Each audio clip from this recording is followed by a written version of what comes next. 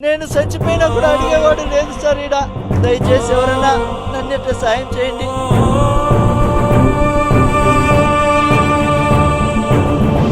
మా నాన్న తెచ్చిస్తే మీకు కూడా సాయం ఎవరైనా చేస్తారు.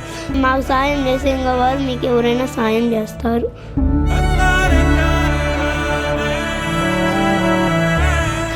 అందుకోసం ప్రభుత్వాన్ని మా నాయనని తొందరగా మా ఇండియాకి పంపించేయమని నేను కోరుతున్నాను సార్.